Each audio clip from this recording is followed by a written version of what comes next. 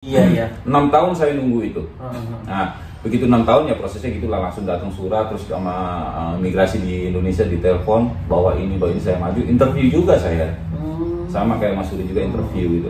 Nah, perjuangannya interview itu yang menentukan itu cuma pas di sini kan.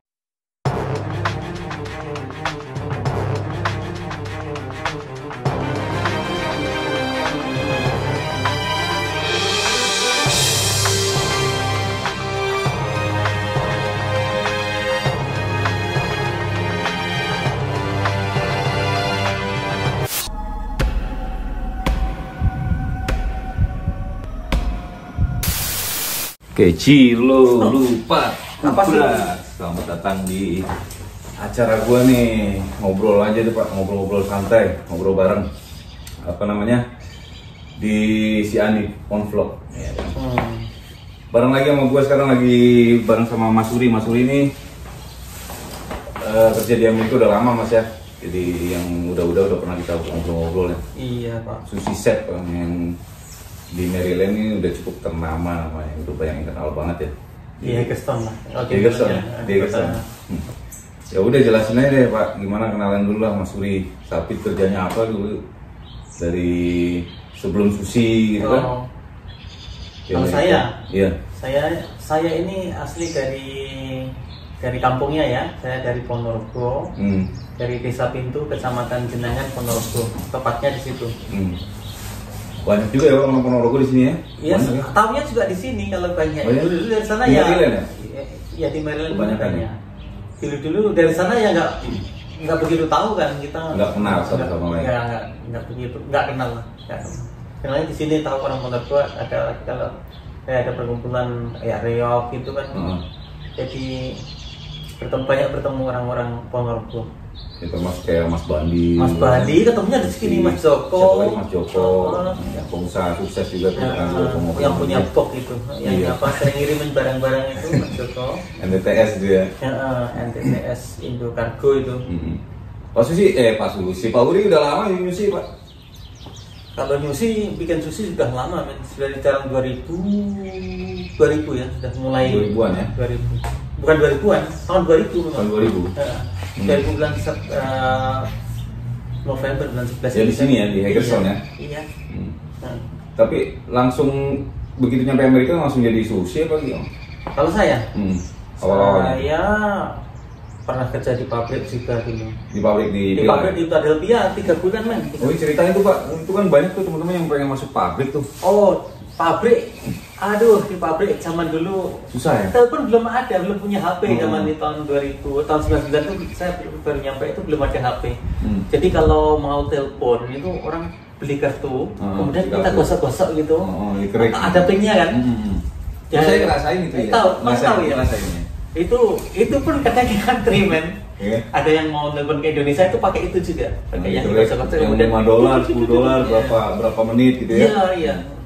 Gantian karena teleponnya kan nggak sebanyak, nggak sekarang, maksudnya nggak punya HP kan, siapapun punya. Udah gitu aplikasi sekarang banyak yang gratis ya, kayak WhatsApp paling gitu ya, enak sekarang, Facebook, apapun enak. Messenger ya, ada WhatsApp, ada video call. Dulu nggak pakai, ada video call mana ada zaman itu. Tapi waktu masuk Amerika kok bisa kenal orang langsung masuk pabrik, gimana ceritanya? Masuk itu Amerika itu. Kita di sini kemudian cari kenalan, tanya teman lah. Pak, saya baru datang ini, saya perlu pekerjaan. Di mana ketemunya teman itu? Ya di Pila Pak, di Philadelphia. Turun langsung Pila waktu itu? Iya. Langsung di Pila? Dari turun dari LA itu langsung ke Philadelphia. Dari LA itu? Naik bis men. 3 hari 3 malam.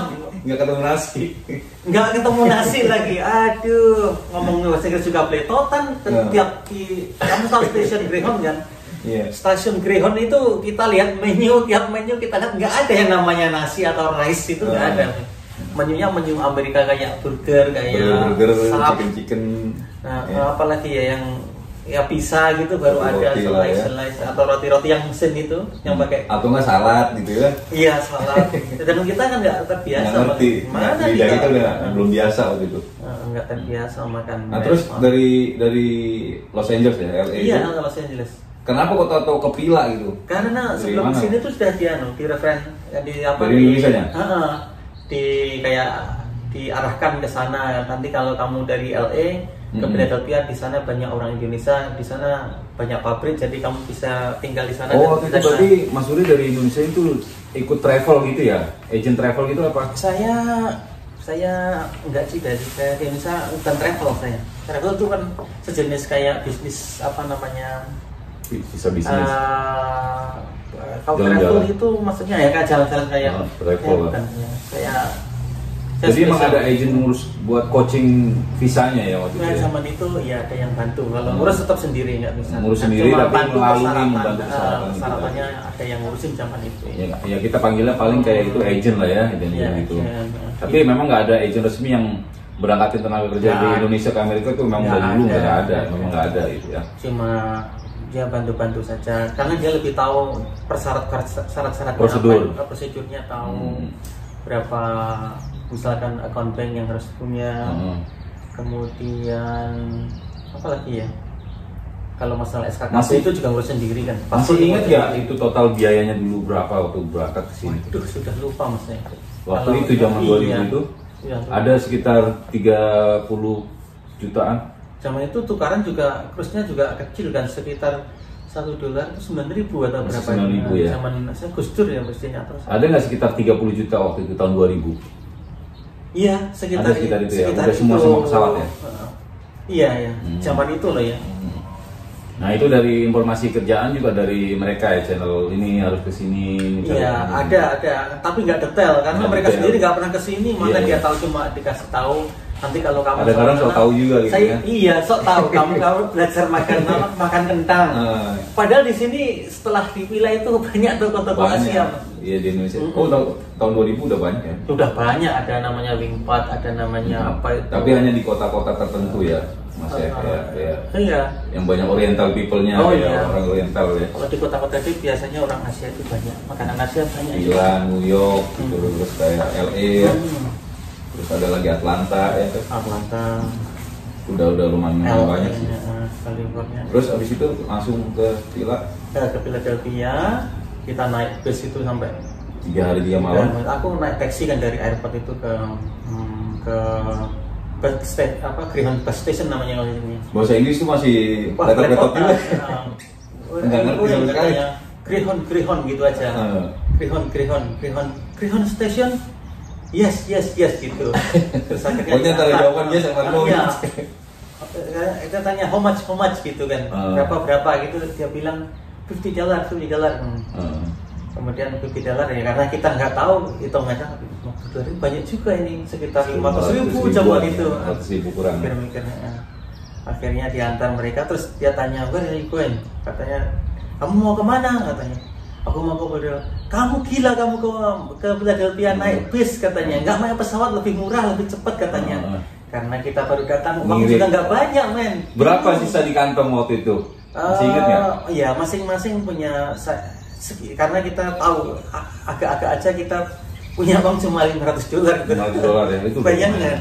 Itu zaman itu lumayan. Zaman itu $500 itu belum lagi kita nasibnya belum tahu, ketahuan. Iya, harus hati-hati banget dengan uang itu ya. Hati-hati, kemudian kita bergerombol karena. Oh sempat berapa orang gitu ya berangkat? Oh saya berlima, berapa ya? Saya berempat. Dari Ponorogo semua? Dari Ponorogo bertiga. Kemudian tambah ada lagi orang dari Bali, siapa namanya itu, Made, berempat. Terus akhirnya naik satu taksi berempat, naik apa? Oh berlima kita. Ada lagi orang Tulungagung namanya Pak Naryo, masih ingat saya. Udah pulang. Berlima, jadi satu taksi itu berlima. Berarti agak bertumpuk karena singkat. Boleh waktu ini Pak berlima? Ya boleh. Mau ya. Sedangkan kita masing-masing bawa satu koper kan, jadi sudah penuh di belakang. Berapa ongkos taksinya tuh? $50. 50. Bagi 5 tuh ya. Bagi 10-an. Tapi ya hemat juga. Kalau sendiri $50 juga mahal. Nah itu udah dikasih tahu tuh di villa ketemu si ini gitu ya? Enggak?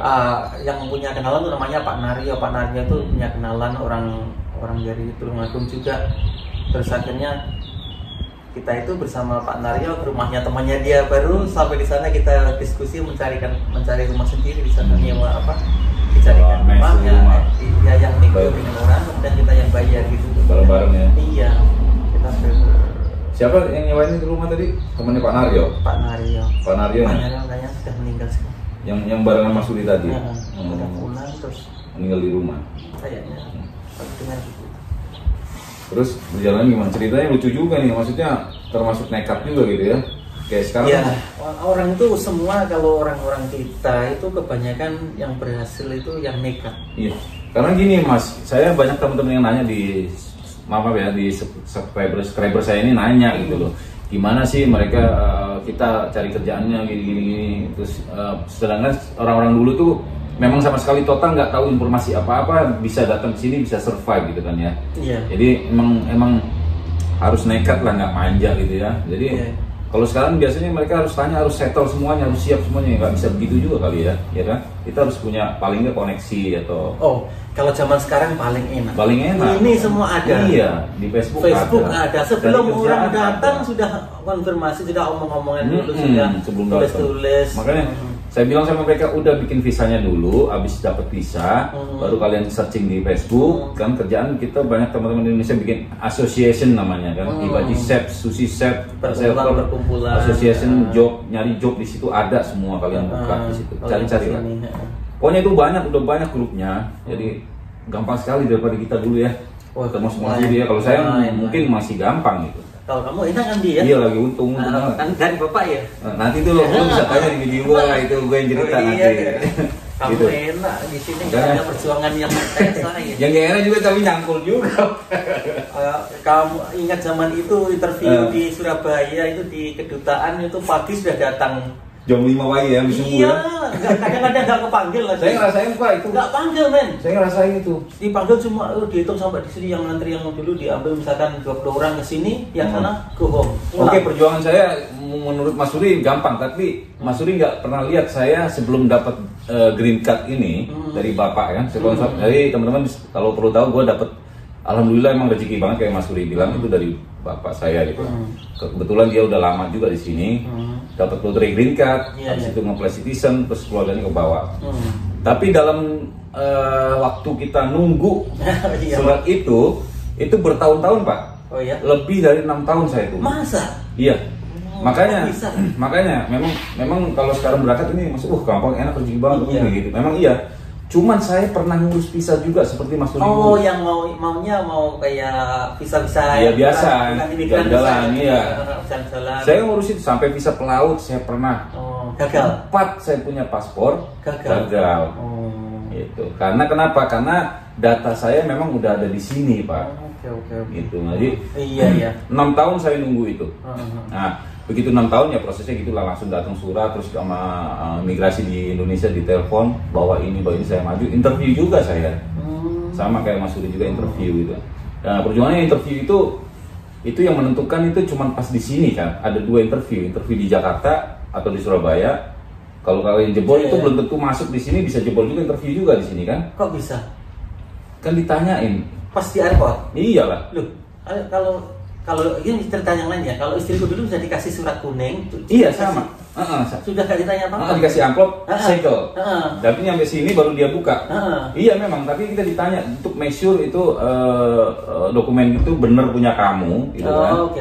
Cuman gitu aja, cuman nggak separah yang non imigran kayak turis gitu ya. Kalau turis juga kan, biarpun kalian lolos di Jakarta atau Surabaya, di sini juga ditanya ya, untuk meyakinkan gitu sama kan. Tapi kalau kamu ya. Kalau saya pikir cuma nunggunya aja yang lama itu, kemudian kamu nggak betah atau nggak tahan, kamu coba-coba mencari solusi. Bisa yang lain supaya cepat bisa masuk. Kayak kakak adik ya Okta gitu ya. Solusi. Tapi nanti tambah ribet sebenarnya kalau seandainya kamu saya jebol waktu itu juga tambah ribet, malah makan waktu lama kayak adik gua si Okta juga gitu. Ya itu ada hikmahnya juga sih. Amerika itu semuanya sudah teratur, kalau sebenarnya kalau semuanya sudah jelas, sudah melalui prosedur, itu lebih gampang. Iya. Nggak ada konflik, nggak ada. Orang di sini kerjanya benar-benar kerja begitu aja, nggak peduli ini apa, ini siapa, nggak ada ini, ini saudara, nggak ada sama. Jadi kita semuanya kayak, bukan kita ya, kalau gue sih ya tadi Mas Suri bilang.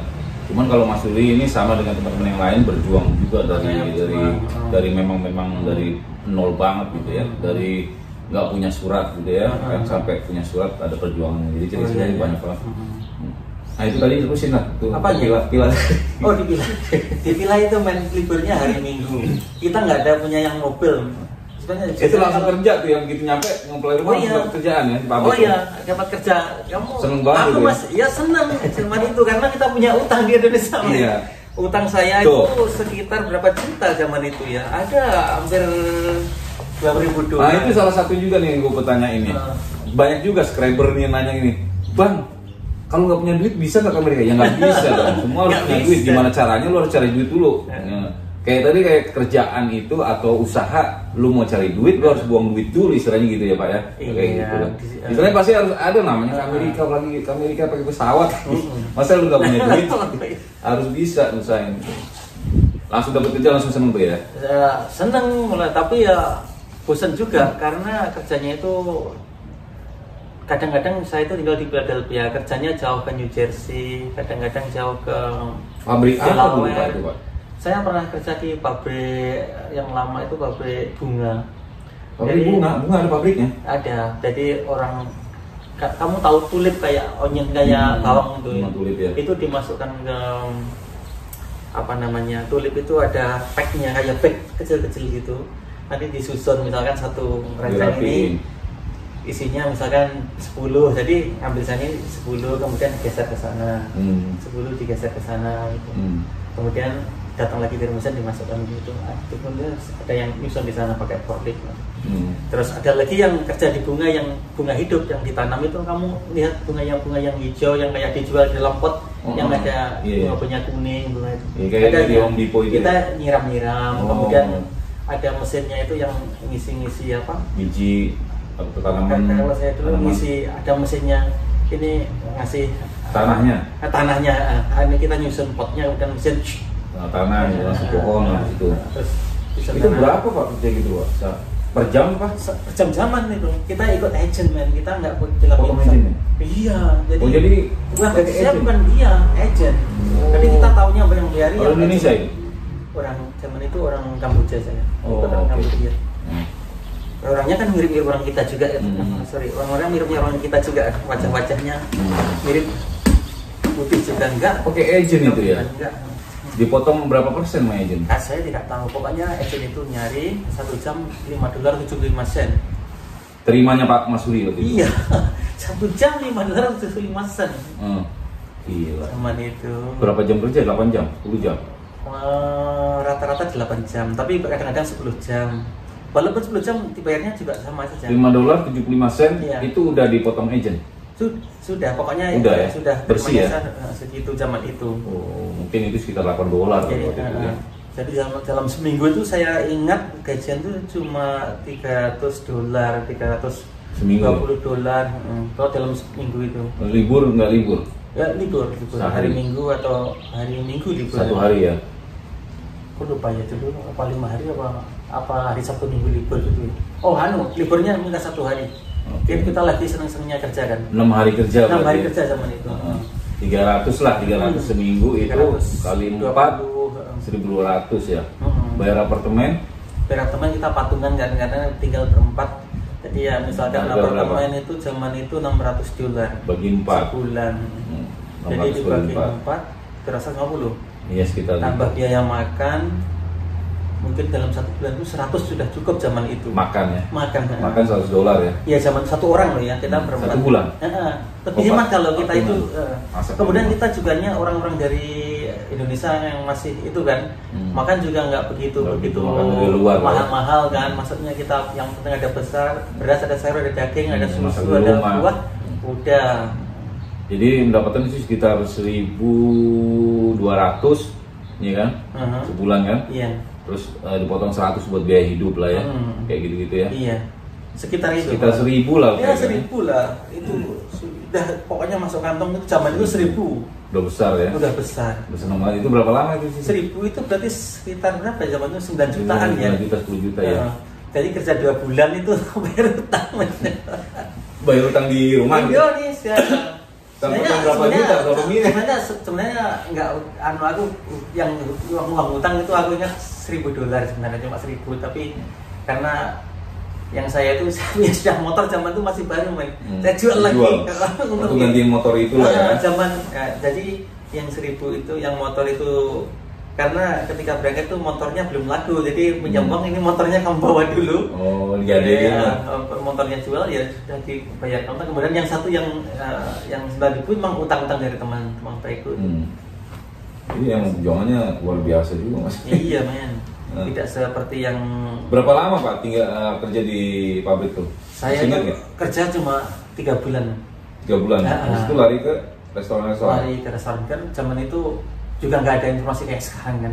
Jauh. Jadi ketika di pabrik itu membawa teman-teman, ini sebentar lagi musim apa? Musim dingin datang. Jadi pabrik mulai slow, bunga-bunga ini sudah sepi. Pengurangan berarti ya? Pengurangan karyawan. Aduh gimana nih? Kerja baru 3 bulan sudah mulai pengurangan. Kita ini orang baru di sini pasti kena pengurangan dalam pikiran kita. Terus kita ngobrol dengan teman. Terus kerja apa ya Pak di Amerika ini, yang dengan teman itu ngobrol. Kerja apa Pak yang di Amerika ini bisa permanen atau steady gitu ya? Steady. Oh itu biasanya kalau orang-orang kerja di restoran kan tiap hari buka, jadi terus ada orang nggak dingin nggak panas dibuka. Nggak dingin nggak panas ada, terus gajinya juga bulanan itu. Setiap bulan segini gitu ya. Ada. Akhirnya kita ngomong-ngomong dengan teman kita satu rumah itu, ini gimana nih, kita sebentar lagi musim dingin datang, kemudian kita nggak mungkin kerja musim dingin begini karena pabrik mulai slow. Bagaimana kalau kita lari ke restoran? Informasi dapat dari mana restoran tuh? Ada di pabrik itu ada orang yang mencari orang kebetulan. Oh, oke. Aku masih ingat ke South Carolina itu. South Carolina lebih panas kan daripada di Philadelphia. Jadi kalau kita harus memang benar-benar pintar-pintar cari informasi tuh kayak. Oh iya, gitu ya. Itu. Tapi kadang-kadang ada orang cerita, wah kerja di restoran itu berat. Beratnya gimana? Kamu tahu kalau jadi zaman itu kita itu nggak ada kepikiran jadi koki, itu belum ada. Ya, banyak kan dishwasher, tukang cuci piring. Tapi masih banyak juga orang-orang Indonesia yang nakut-nakutin gitu di sini. Oh iya, ya? Itu supaya nggak berhasil gitu. Malah namanya restoran buffet itu, buffet atau buffet ya. Buffet ya. Itu katanya piringnya kadang kalau sudah rame hari weekend itu dishwashernya cuma kadang ada yang satunya nggak masuk, katanya orangnya dicari nggak ada. Saking bak makanan campur piring orangnya di sebelah sana gitu. Oh nggak. Kan kadang-kadang kan namanya juga restoran ya, kadang-kadang ada yang nggak bisa masuk ya, dihosnya biasanya 2. Tapi langsung dapat tuh informasi kerja di restoran tuh? Iya, kebetulan dapat. Tapi jobnya yang perlukan zaman itu cuma cipiring. Cuma ada 3 job. Jadi kita berempat. Akhirnya kita pergi semua, yang bertiga itu dapat pekerjaan langsung, yang satu enggak. Jadi nunggu sampai berapa hari atau berapa, mungkin sampai seminggu ya, baru dapat job juga. Di situ juga, satu tempat juga? Satu kota itu di Greenfield. Oh enggak satu restoran? Enggak, lain restoran. Masih lain lagi ya? Di food court, di restoran cepat saji atau di mall itu. Jadi apa waktu itu maksud itu, pertama kali itu? Oh saya, kerja apa maksudnya? Saya kerja di helper di, kamu tahu satu Japan kan? Satu? Yang kayak Hibachi itu. Iya, Hibachi Express. Hibachi Express. Jadi apa? Masak di belakang? Di belakang. Oh, pernah juga masak ya? Motong-motong sayur ini, ngeracang-ngeracang pakai mesin. Kemudian bikin sos, kayak teriyaki sos gitu, atau motong-motong chicken yang dibumbui kemudian mesin pakai mesin. Dari situlah Mas Uri langsung pandangan ke restoran tuh, wah kayaknya boleh juga nih ya. Enaknya itu, yaitu permanen, steady. Dari 1 minggu cuma off 1 hari zaman itu. Jadi makanya gue sering bilang kenapa teman-teman kalau masuk Amerika mending ke restoran, karena ya itu tadi alasan dari Mas Uri ini sama alasan teman-teman itu emang selain kerjaannya steady gitu kan ya, terus itu jenjangnya tuh ada ke atasnya, ke depannya itu pelan-pelan tuh pasti ada gitu ya. Kalau di pabrik kan lu jadi itu duit segitu dapat ya itu aja gitu ya. Pabrik itu cuma yang lain kan kerjanya zaman cuma manajer atau supervisor itu yang tinggi. Ya kalau buruhnya itu ya biasa aja gitu. Kita cuma dikasih jam-jaman. Kalau di restoran ya seberapa lo lama mau tinggal ya terserah gitu kan. Kemudian biasanya di restoran itu ada live in ya, rumah tempat tinggal. Iya. Ada makan juga dijamin. Nah itu bisa ngirit-ngirit juga. Ngirit, terutama orang-orang kita yang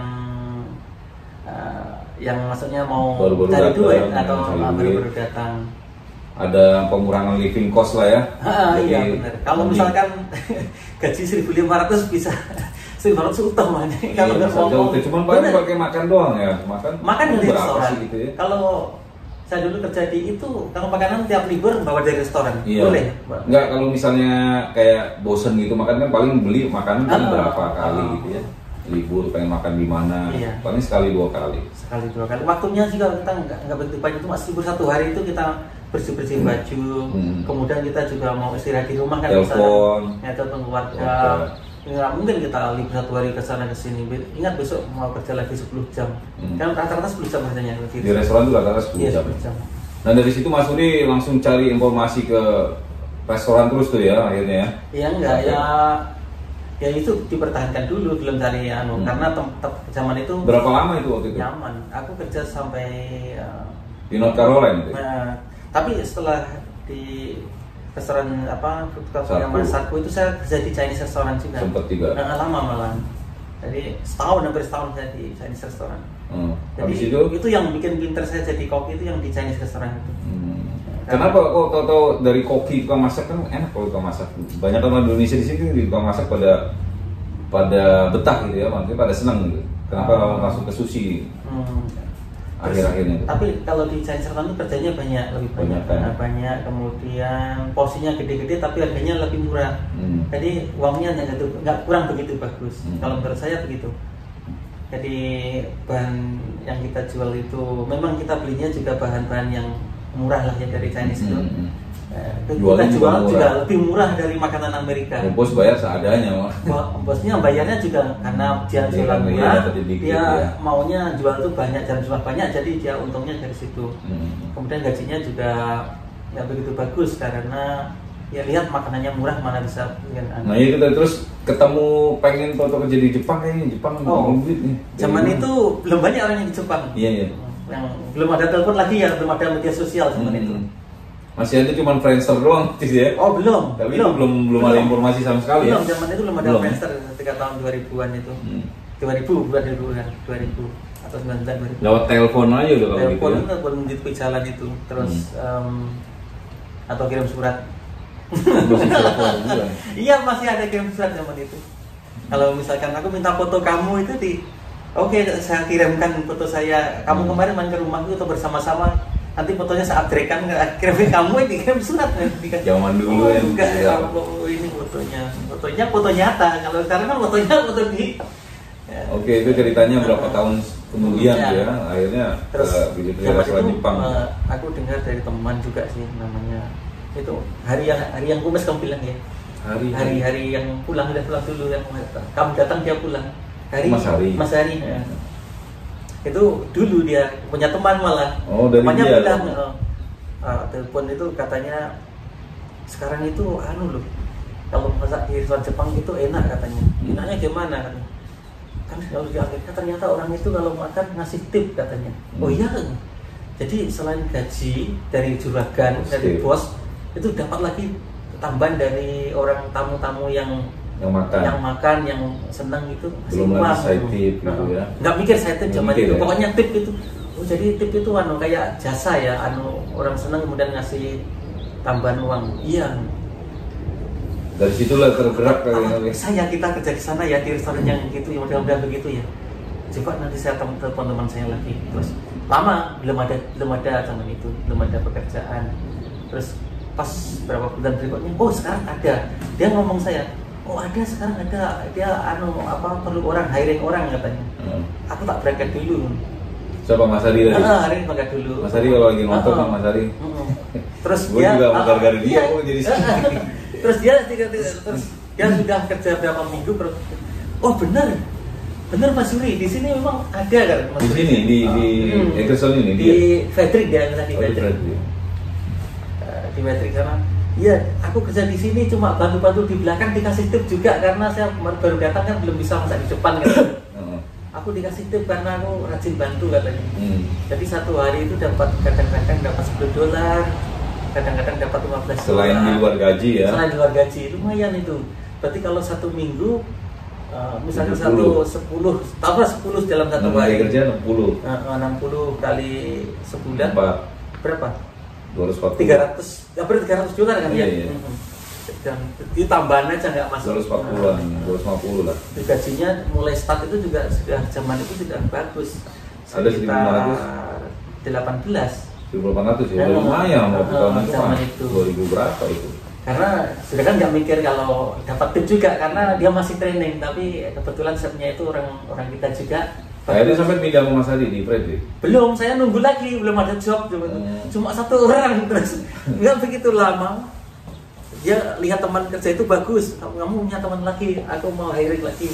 Aku dipanggil, datang. Tapi jadi langsung jadi sushi apa jadi? Waduh, bikin sushi tapi trennya dia orang Jepang itu, aduh minta ampun men. Kesiksa juga. Si Moto itu, waduh. Perjuangan. Si Moto, saya itu Moto. Restoran apa di Freddy Pak? Dulu Juragan punya 2 restoran kan? Oh ya, House Kopi. House Kopi yang nomor 2. Oke. Yang nomor 1. Jadi firmanya sama. Udah ada si Koke udah ada. Oh, saya dengan Koke itu datang 1 hari. Oh, bareng. Beda. 1 Dulu hari. Masuri. Cuma pagi dengan sore. Saya datang pagi, sore datang siang gitu sore. Ya sama ketemu di Predik itu ketemunya. Enggak, ketemu di sini, jemput di sini. Dijemput juga. Enggak, kerjanya pasti Predik juga. Enggak, saya langsung di sini. Langsung di sini tempatnya. Oh, Mas harinya di sana. Di Fredrik, karena di Fredrik yang perlu orang untuk hibachi.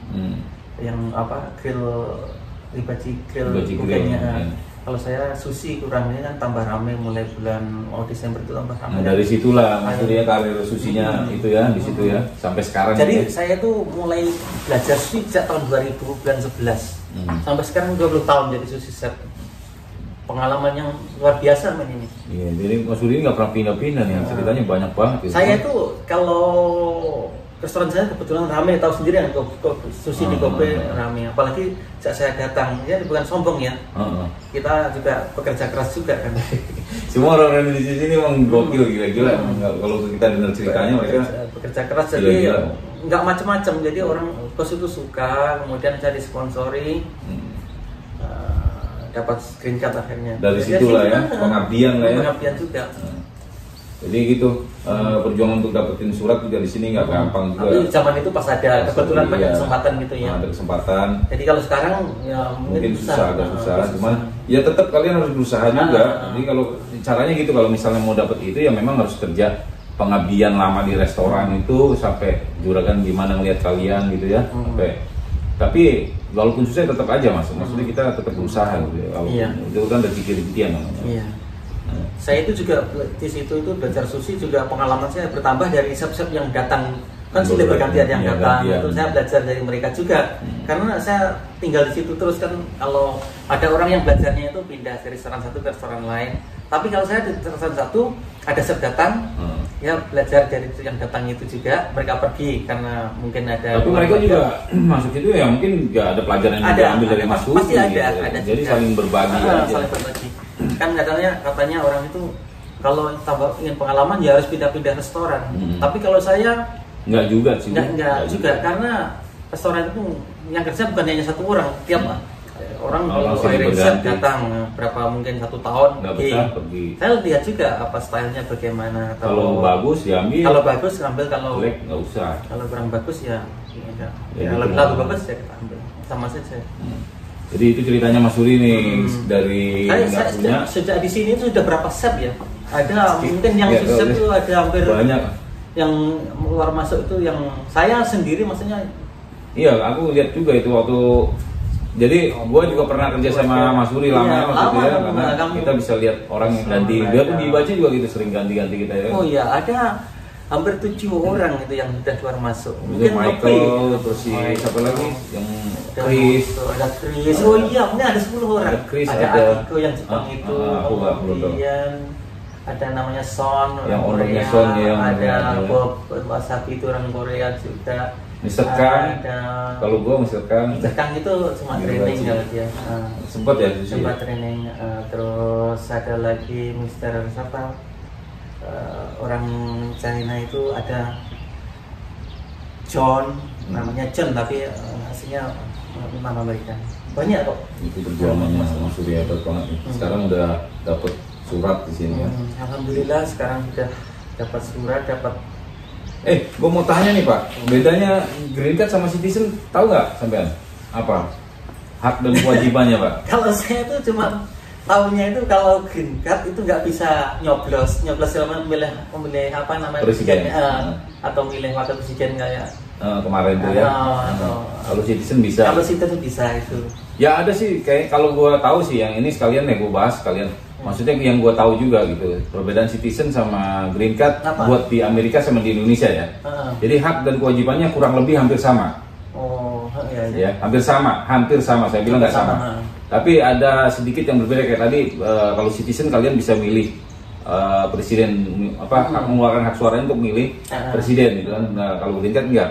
Dan kalau di Indonesia yang citizen nggak boleh terlalu lama stay di Indonesia, Pak. Oh iya juga benar. Nah, kalau green card itu biasanya sekarang 5 tahun atau 10 tahun ya kalau salah. Terakhir kayaknya 10 tahun boleh tinggal di Indonesia. Ya, Kalau citizen tinggal di Indonesia minimal tuh 2 kali 30 hari 60. Terus ada lagi bedanya citizen dengan yang saya tahu. Kalau orang citizen tinggal di Amerika, kalau sudah pensiun dia dapat pensiun, tapi kalau cuma green card atau nggak ngajukan citizen, nanti kalau pensiun nggak keluar. Nah itu bedanya. Tetap kita paspornya paspor asing ya, paspor orang.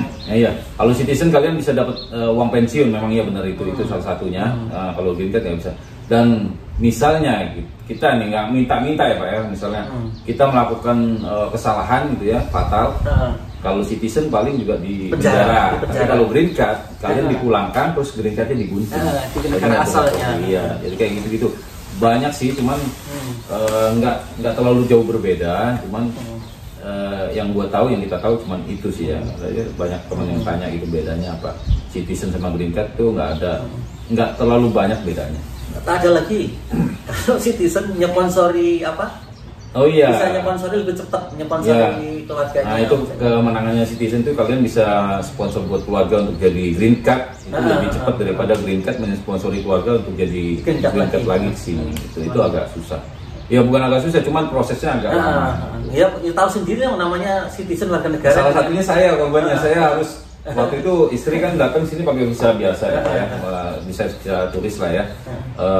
Begitu saya nge-apply buat istri pakai green card, saya ngajuin ke lawyer, saya dibilang lawyer ini bakalan 4 tahunan. Wah lama sekali. Kalau pakai citizen mungkin lebih cepat gitu. Namanya kalau nge-apply itu yang dari green card namanya petition. Petition ya, petition. Nah, petition. Kalau dari citizen itu biasa itu prosesnya kan sampai 1 bulan. Green card lebih rumit aturannya, harus income-nya lebih cukup ya. Karena kalau sama Pak. Citizen juga begitu. Sama. Itu kurang lebih sampai 70.000 setahun kalau nggak salah. Dan itu harus ada hubungannya relasi keluarga. Orang lain nggak bisa. Jadi bang tolong sponsorin saya dong bang, itu nggak bisa juga kecuali kalian punya bisnis. Iya. Kalau sponsor itu begini, kalau di Amerika, kalau misalkan saya bisa naik ke atas ke bapak ibu saya atau ke bawah anak saya, atau ke samping istri saya. Jadi ke atas itu bapak ibu, ke samping istri saya, ke bawah anak. Saudara nggak bisa. Apalagi temen gitu. Apalagi orang lain. Kecuali kalau bisnis Pak, bisa mungkin ya, kemungkinan bisa. Bisnis tapi persyaratannya banyak.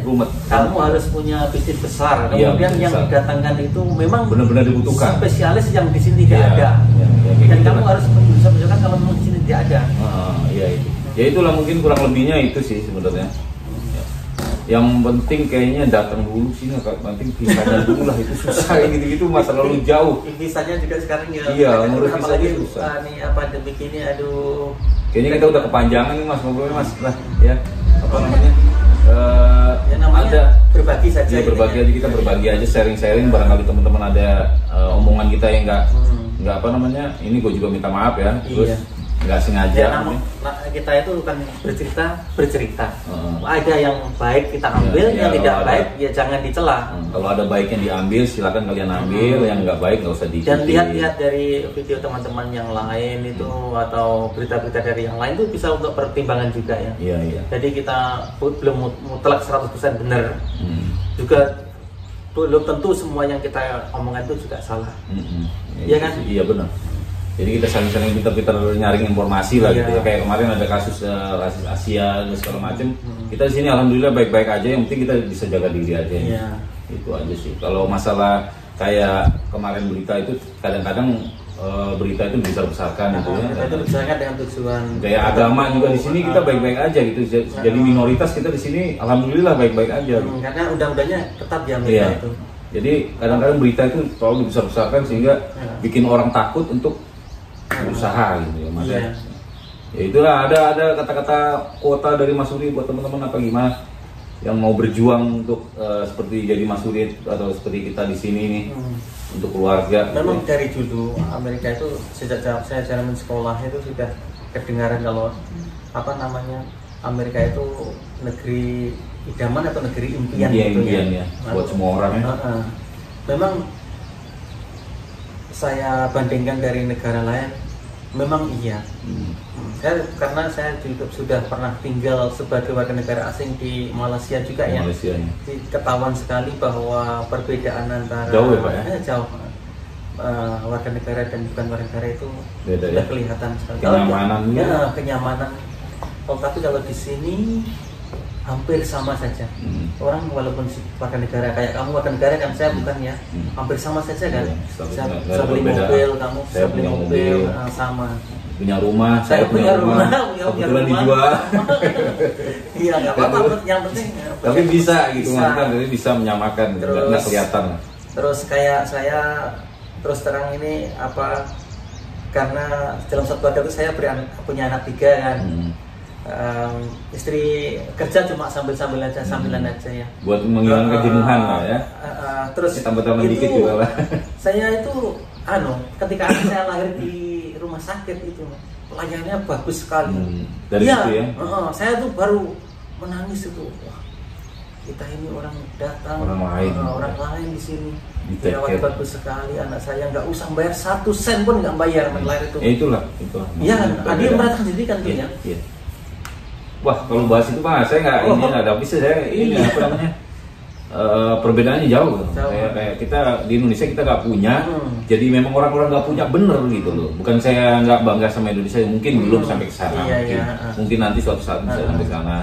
Mungkin juga pemerintah juga belum. Semua itu perlu waktu, semua perjuangan. Bukan kita nggak suka nggak benci Indonesia, enggak. Perjuangan yang dari atas sampai ke bawah semua berjuang. Kalau yang rakyat berjuang, ayo bekerja keras. Gitu. Sedangkan yang di atas enggak jadi. Yang paling penting kalau ing madya mangur kalau orang Jawa bilang ing madya mangun karso ing karso suntulodo tuh urian dayani itu. Iya sih. Tapi kalau yang di depan berikan contoh, jadi kalau jadi pemimpin tuh berikan contoh yang bagus. Sebenarnya kenyamanan itu sih emang kita udah dapetin sih di sini ya. Kita bukan banding-bandingin ya, jangan salah nanti.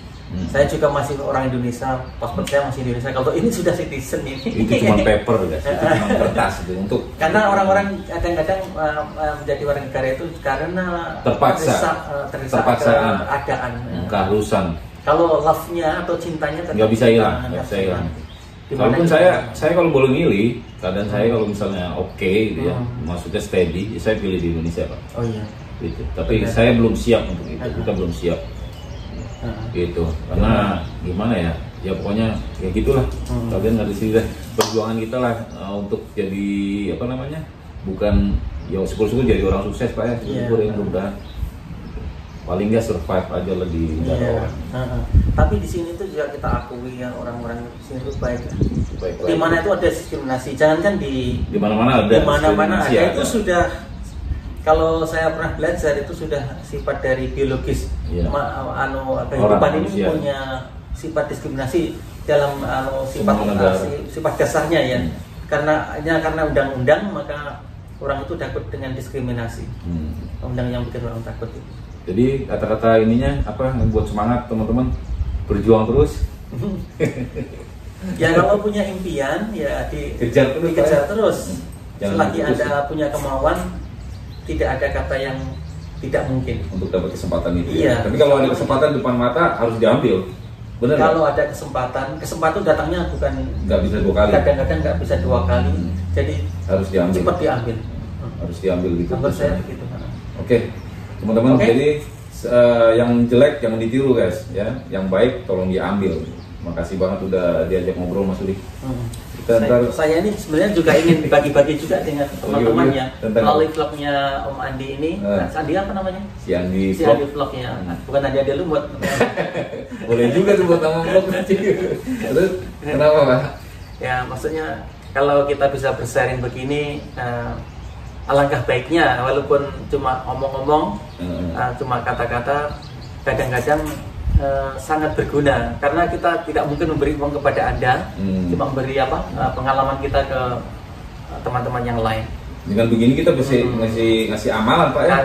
Karena ilmu, ya? Apa itu namanya experience is the best teacher katanya guru saya dulu. Saya masih ingat itu. Experience is the best teacher itu belajar bahasa Inggris di SMA itu sampai sekarang masih di telinga. Pokoknya pengalaman itu adalah guru yang terbaik, the best teacher. Jangan pelit Pak sama pengalaman. Iya. Nggak boleh pelit. Termasuk pengalaman ini termasuk sesuatu yang abstrak tapi yang bisa kita wariskan kepada orang lain, kayak ilmu yang bermanfaat lah ini kelihatannya sih ini nggak ada isinya, tapi kalau kalian ini perhatiin pasti ada isinya. Kalau maksud bermanfaat, paling nggak bermanfaat lah buat orang banyak gitu ya. Iya. Semangat gitu ya, apalagi yang perlu disampaikan silakan gitu kan.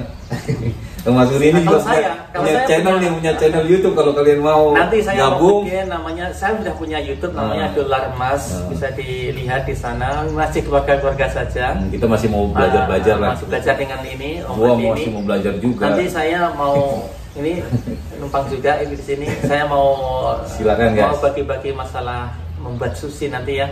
Saya bikin spesialis sushi. Pokoknya kalian yang pengen tahu atau sekalian belajar, sekalian buat ilmu, belajar jadi tukang sushi sebelum kalian berangkat ke Amerika, bisa lihat di vlognya Dolar Emas. Sushi kan sekarang mendunia ya. Mungkin ada teman yang orang Indonesia yang di Eropa. Atau di Indonesia juga banyak. Di Indonesia lagi ngetren juga. Apalagi buat bisnis kan. Sebentar lagi kalau coronavirus itu sudah berakhir ya misalkan ya, ini bisnis berjalan lagi insya Allah. Siapa tahu kalian yang punya modal di Indonesia bisa bikin restoran sushi di Indonesia, ilmunya bisa dilihat di vlognya nanti kita Mas Suri ini. Nanti lah ya. Pokoknya tunggu aja.